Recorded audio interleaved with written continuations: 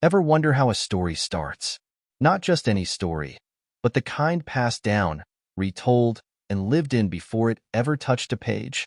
Well, pull up a seat, or better yet, lie down, because that's exactly what we do here at Lying Around with Earl. I'm Earl, and I'm here to tell you stories. Some true, some a little stretched, and some so wrapped up in family history they might as well be gospel. And today, I'm starting with the very first chapter of my book, Banjo Strings and Anvil Rings. A story about love, music, and the unpredictable way life forges us like hot iron under a blacksmith's hammer. Now, this book, this story, it's not just words on a page. It's a piece of my history, my family's history, and maybe even a bit of yours, too, if you've ever heard a fiddle play on a quiet country night.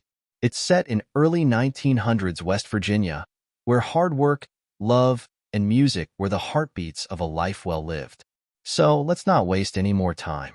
Sit back or lie back if you're doing this right, and let's begin. Chapter 1. Early. The forge glowed with the steady light of the fire as Early Gay Whitfield pumped the bellows, his movements deliberate and practiced. At nearly 30 years old, Early's life revolved around this shop. The scent of heated iron and smoke clung to him like a second skin, a testament to years of work at the anvil. Outside, the rising sun cast long shadows through the gaps in the shop's walls, painting the soot-streaked floor with streaks of gold. It would be another sweltering late summer day as the rolling hills of West Virginia rose beyond the shop, their silhouettes framed by a sky awash in pink and orange. A nearby creek gurgled softly, its cool waters a sharp contrast to the heat of the forge. The hammer in Early's hand rose and fell in a steady rhythm, each strike precise.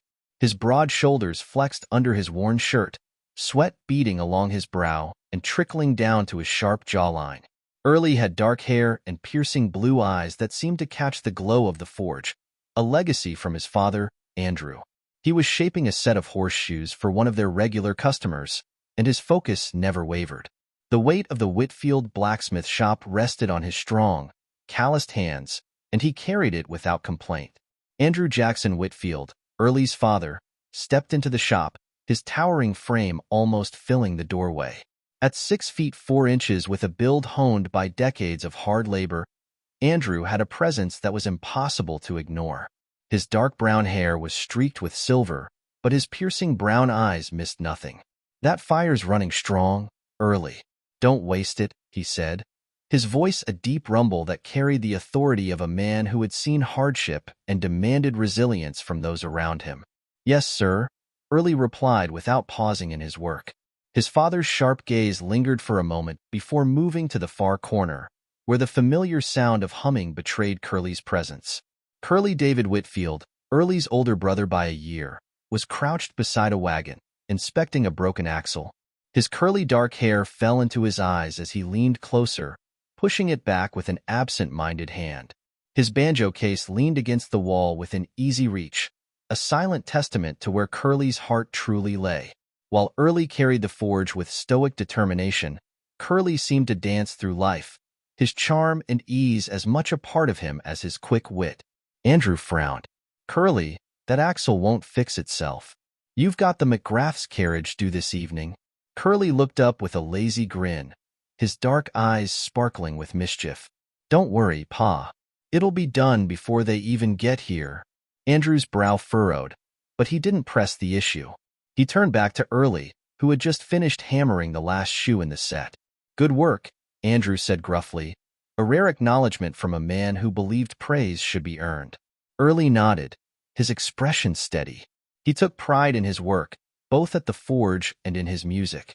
The forge demanded precision and strength, but the fiddle demanded something more, passion. Early loved both, but his fiddle held a piece of his soul that nothing else could touch.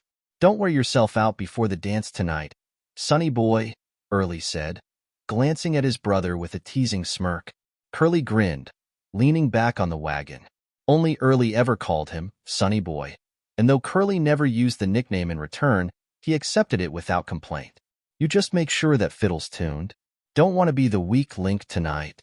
Early chuckled, shaking his head. "Weak link? You'd better keep that banjo from screeching like a barn owl if you don't want me carrying the whole band." Curly laughed, his easy charm lighting up the room. For all their differences, Curly had a way of making even the hardest days feel lighter. Andrew's voice cut through their banter. "Curly, if that axle isn't fixed by sundown, you'll answer to me. And Early, don't forget the horseshoes need to be delivered first thing tomorrow." "Yes, sir," they both replied, though Curly's tone carried a hint of teasing. As Andrew stepped out, the brothers returned to their tasks. Early worked the forge with the same care and precision he brought to his music. The blacksmith shop was a place of order, responsibility, and tradition, qualities he valued, even as his fiddle called to him from the corner. Curly, meanwhile, busied himself with the axle, his movements quick and sure. He might not have Early's discipline for the forge, but his knack for leatherwork and wagon repairs made him indispensable in his own way. He'd calmed more panicked horses than he could count, and when it came to fixing a broken wheel or balancing a team's harnesses, there was no one better. Elizabeth Whitfield's voice carried from the house, a melody of authority and warmth. "Andrew, don't forget the ledgers tonight. I need to balance the accounts." Andrew's deep reply was muffled, but Early exchanged a glance with Curly. They both knew their mother kept the business running as much as the forge did. At barely 5 feet tall, with fiery red hair and a sharp mind, Elizabeth Whitfield was a force of nature. She made sure every job was paid in full and every expense accounted for, a quiet strength behind the Whitfield name. As the day wore on, the brothers worked in tandem, their differences clear but complementary. Early's focus and discipline grounded the business, while Curly's charm and practical skills kept customers coming back. When the sun dipped lower, Curly straightened and reached for his banjo case. "That's it for me," he declared. "You coming to the dance, or are you planning to stare at that forge all night?" Early pulled the last horseshoe from the fire and plunged it into water with a hiss of steam. "I'll be there," he said, setting the shoe aside. "Someone's got to remind you who leads this band." Curly laughed, slinging the banjo over his shoulder. "Don't worry, I'll leave you room to shine." The forge crackled in the growing quiet, its steady glow a reminder of the work that defined their days. But as Early watched his brother stride out with the easy confidence of a man who lived for music and laughter, he felt the familiar tug of his fiddle calling to him. The night would belong to the music, and Early, sure as the hammer in his hand, would find his place in the rhythm of it all.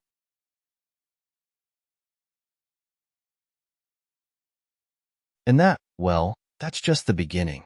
Early and Curly's world is just getting started, and I can promise you, it's a hell of a ride. If you liked what you heard, hit that subscribe button, because this is just the first of many stories we're gonna lie around and tell together. Drop a comment, tell me what you think so far.